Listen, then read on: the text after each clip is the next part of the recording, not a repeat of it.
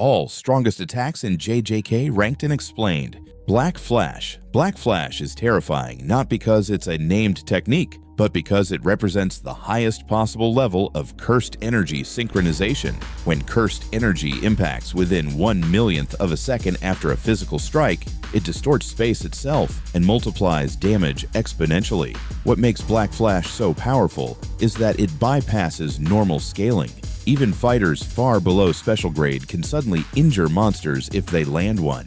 It sharpens perception, pushes the user into a heightened combat state, and can permanently elevate their understanding of cursed energy. However, Black Flash is unreliable.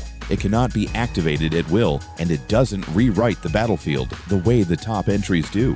It is a burst of transcendence rather than a guaranteed finisher. Still, in the right moment, one Black Flash can flip an entire fight, which is why it earns a place among the strongest moves in the series. Perfect Sphere. Yorozu's Perfect Sphere is one of the most conceptually lethal attacks ever introduced. It creates a flawless sphere with infinite pressure at its surface, meaning any point of contact results in absolute destruction regardless of durability. Armor, reinforcement, cursed barriers, none of it matters. Physics itself stops being relevant. Anything that touches the sphere is crushed instantly. What keeps it from ranking higher is practicality. The attack requires setup, precise control, and the right battlefield conditions. Against fast or overwhelming opponents, landing Perfect Sphere becomes extremely difficult. But in terms of raw kill potential, it is one of the purest. If this hits, you die, moves in the entire story. True Love.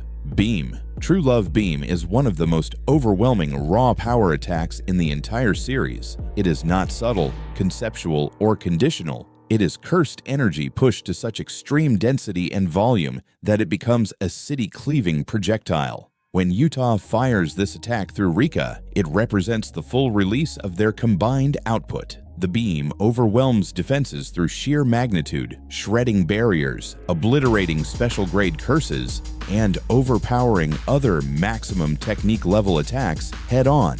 Unlike techniques that rely on clever rules or special properties, True Love Beam wins by simple, terrifying arithmetic. More energy than the opponent can possibly handle. What makes this move special is that it is backed by Utah's absurd reserves and Rika's role as an amplifier and battery. Few sorcerers can even attempt an attack at this scale without collapsing afterward. Yuta can, and still keep fighting. The beam is also fast, direct, and extremely difficult to block unless the opponent has domain-level defenses or god-tier techniques. In straight clashes of power, it stands among the highest-tier finishing moves in the series. It does not rewrite reality like Sukuna's top attacks. It does not shut down the mind like Gojo's domain, but if it lands clean, almost nothing survives. Hollow Purple. Satoru Gojo. Hollow Purple is the ultimate offensive expression of Gojo's limitless technique, created by merging attraction and repulsion into a single annihilating force. The resulting projectile erases everything in its path, not burning or crushing targets, but deleting matter outright as it travels. Buildings vanish, landscapes are carved open, defensive techniques are simply removed rather than broken. What makes Hollow Purple special is that it combines overwhelming destructive power with extreme speed and range. It can function as both a sniper-level execution and a battlefield-clearing sweep.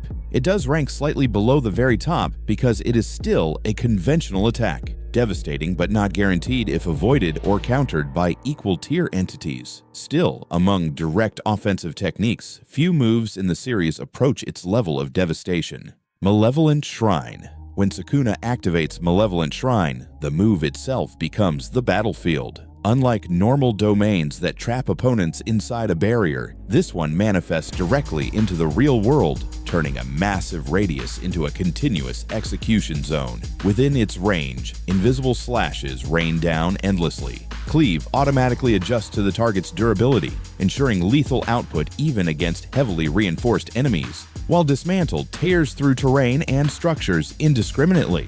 What elevates this to top tier is persistence. It isn't one blast, it is sustained, unavoidable slaughter across an entire district. Escape requires instant movement beyond the domain's radius or an equally overwhelming counter. Few moves in fiction turn geography into a death sentence the way Malevolent Shrine does. Unlimited Void Activation.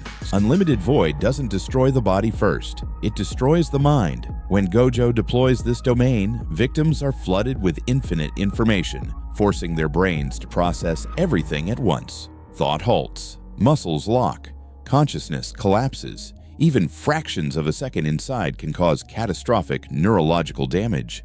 Unlike raw, destructive attacks, this move bypasses durability entirely.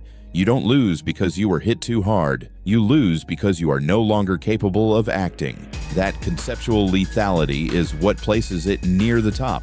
It is effectively a guaranteed immobilization followed by execution unless the target can counter with their own domain instantly.